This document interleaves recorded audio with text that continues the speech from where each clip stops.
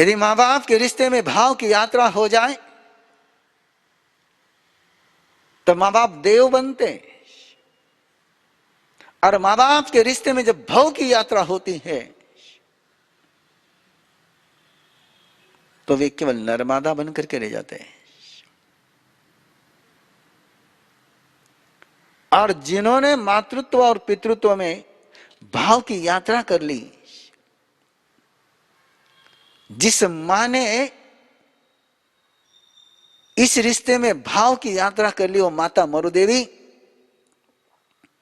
हाथी के होदे पर केवल ज्ञान को प्राप्त करती है। लेकिन सबसे प्यारा रिश्ता है, सारी दुनिया के साथ जोड़ा जाने वाला कोई रिश्ता है तो सारे सभी भारतीय मेरे भाई और बहन हैं।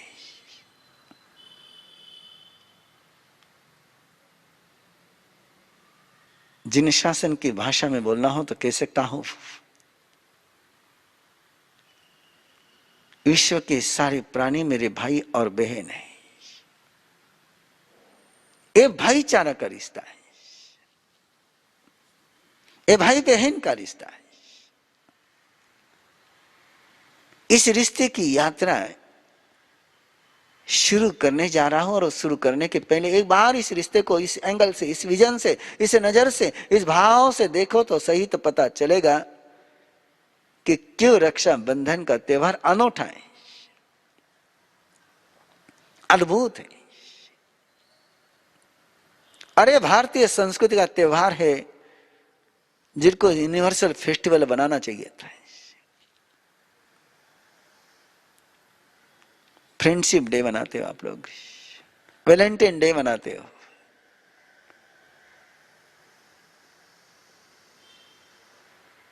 लेकिन भारतीय संस्कृति ने एक रिश्ता दिया है, एक त्योहार दिया है, भाई बनाने का, बहन बनाने का है।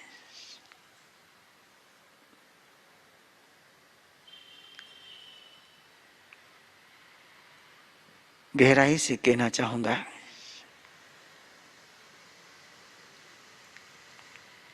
मैत्री के आगे भी कोई रिश्ता पहुंचता है तो भाई बहन का रिश्ता पहुंचता है। और इसलिए तो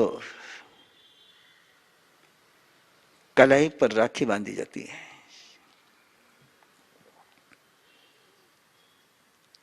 एक रक्षा का संबंध निर्माण होता है। कल्पना करो, बाहुबली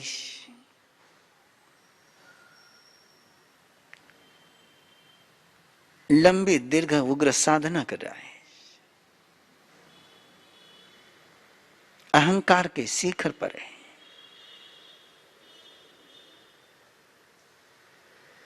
बाकी सब कर पाया है, अहिंसक बन गया है, संयमी बन गया है, तपस्वी बन गया है, ब्रह्मचारी बन गया है, परिग्रह से मुक्त हो गया है, लेकिन अहंकार से मुक्त न हो पाया है। ऐसे बाहुबली को प्रतिबोध नहीं कहूंगा मैं, संबोधन। प्रतिबोध देने के लिए तो गुरु होते हैं, प्रतिबोध देने के लिए बहुत होते हैं, लेकिन संबोधन, यदि प्रतिबोध देना होता है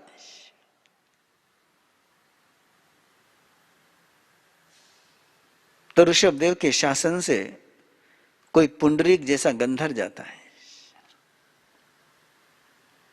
जहां प्रतिबोध देना होता है वहां भगवान महावीर इस ब्राह्मण के पास आखिरी दिन भी इंद्रभूति गौतम को भेजते हैं। जहां भी प्रतिबोध का विषय आएगा वहां गंधर्व पहुंचते, वहां संत पहुंचते।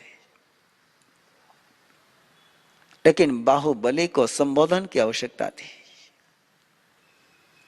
और संबोधन देने के लिए कोई समर्थ थे तो बहनें ही समर्थ थी, इसलिए ब्राह्मी और सुंदरी पहुंचती है।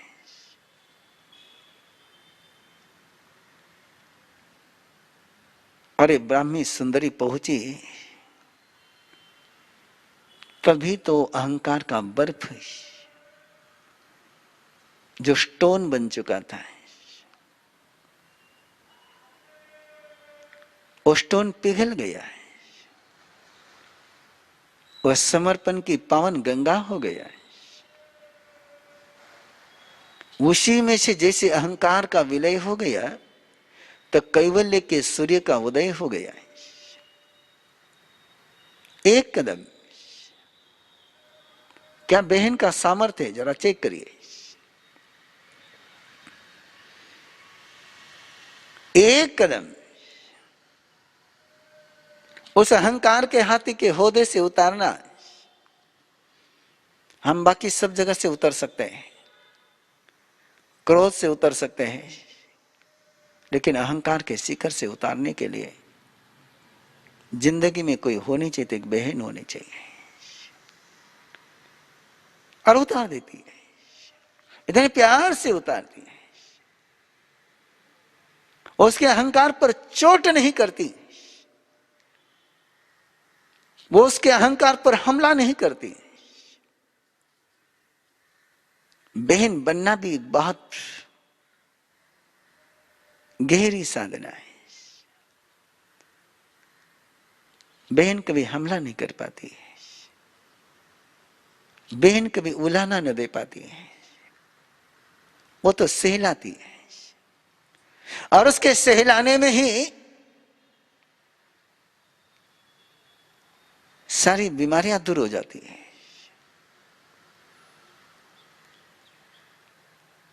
वो मन को मालिश करती है, वो चेतना को मसाज करती है, और मसाज कैसे अपने अंदर की ऊर्जा के प्रभाव को खुला कर देता है।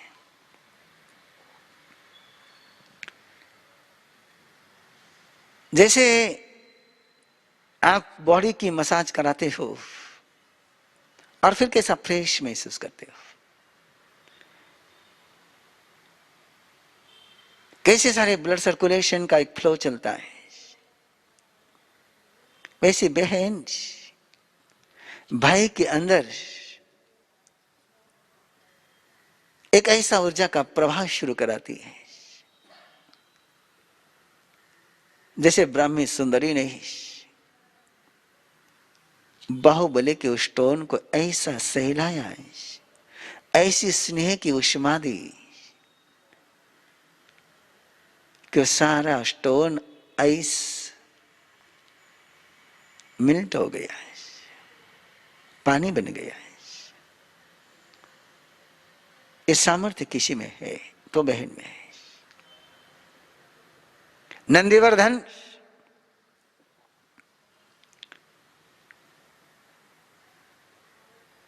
जब तीर्थंकर परमात्मा के निर्वाण के बाद शोक सागर और शोक का दावानल, दो शब्द दे रहा हूं, ध्यान लेना है। सागर और दावानल दोनों एक साथ कह रहा हूं। एक में जल रहा था, एक में गोते लगा रहा था, दोनों एक साथ कर रहा था। अंदर में दाह भी हो रही थी और प्राण गुदमरा भी रहे थे, और उस सारे दावानल से और शोक सागर से बाहर निकालने के लिए वो सुदर्शना ही पहुंचती है।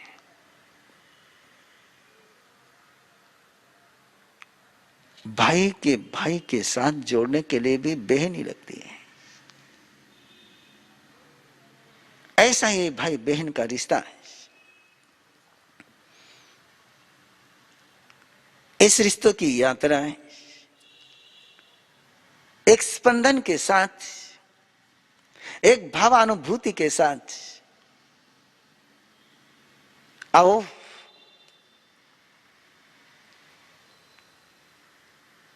मेरे भी सारे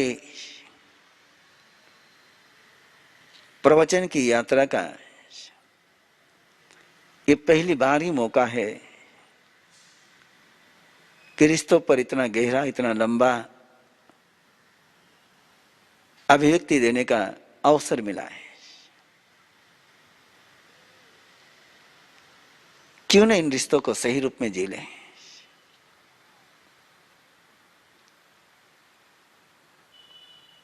डायमंड मिलना और डायमंड की कीमत पता चलना, इसमें अंतर होता है ना। मनुष्य जन्म मिलना और मनुष्य जन्म की कदर होना, इसमें अंतर होता है। गुरु मिलना और गुरु को गुरु के रूप में स्वीकार करना, इसमें अंतर होता है ना। केवल प्राप्ति में अनुभूति नहीं होती है, और खुली आंखों से देखोगे तो लगता है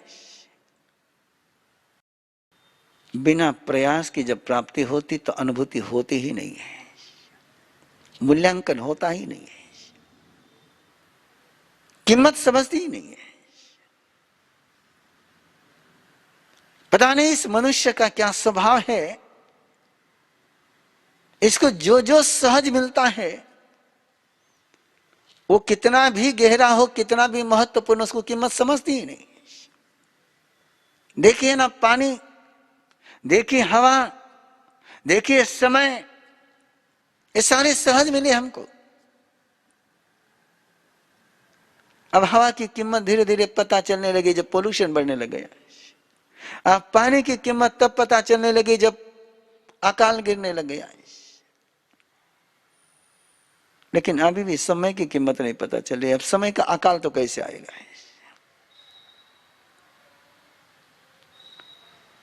जो सहज मिलता है उसकी हम कीमत भूल जाते हैं। केवल प्राप्त होना ही पर्याप्त नहीं होता है, यात्रा करने के लिए प्राप्त की अनुभूति होनी भी बहुत जरूरी होती है। आप श्वास ले रहे हैं लेकिन श्वास को अनुभूत नहीं कर पा रहे, इसलिए श्वास का स्वाद आता ही नहीं, श्वास का संगीत सुना ही नहीं देता है, श्वास का स्पर्श भी नहीं हो पाता है। बस श्वास चल रहा है, आ रहा है, जा रहा है और उसमें अपना कोई होश ही नहीं है। जो और भी श्वास नहीं रहे तो अपनी जिंदगी नहीं रहेगी। इतना महत्वपूर्ण श्वास, लेकिन उसकी भी अपने को कीमत नहीं है।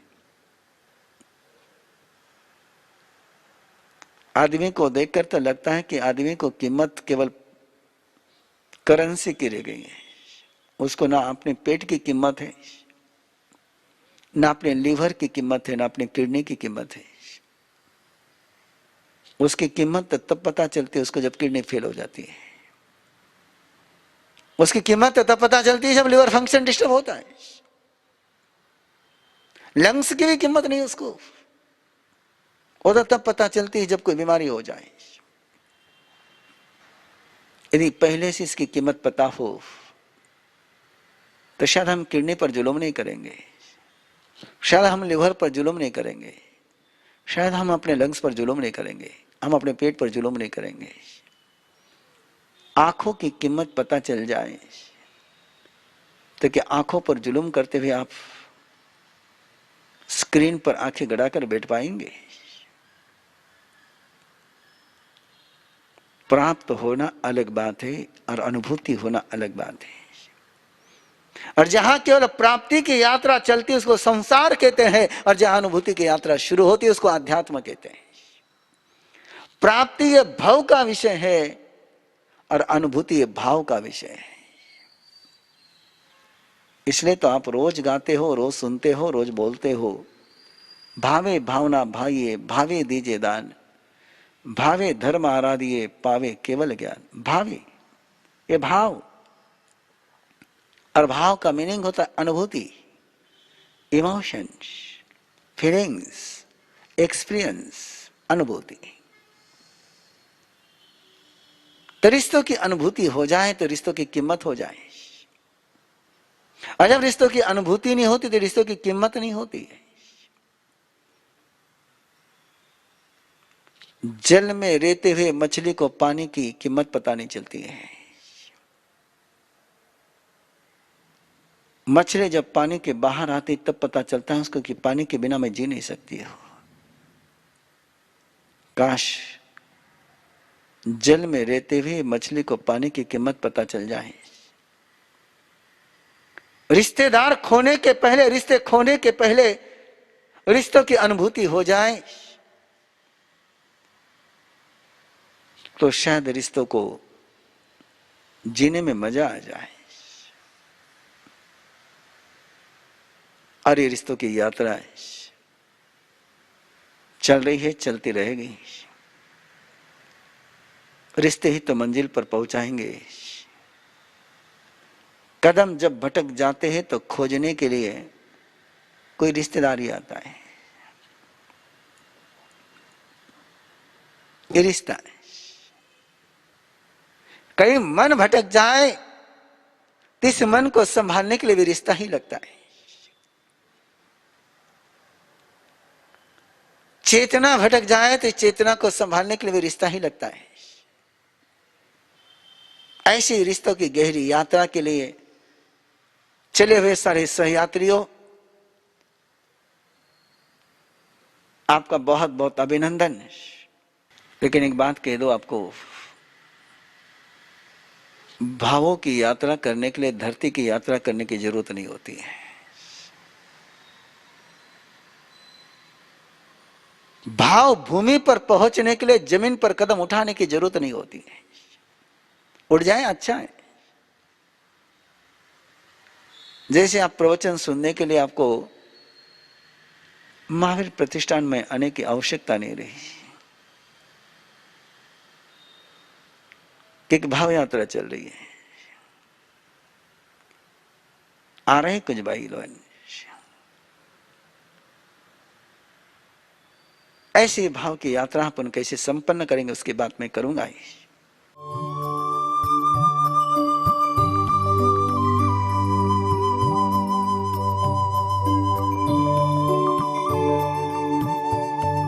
इस कार्यक्रम के पुण्यार्जक हैं श्री दीपचंद जी, श्री सुनील जी, श्री सुजीत जी, श्री सूरज जी पारक, पूना दाल एंड बेसन मिल्स, पुणे।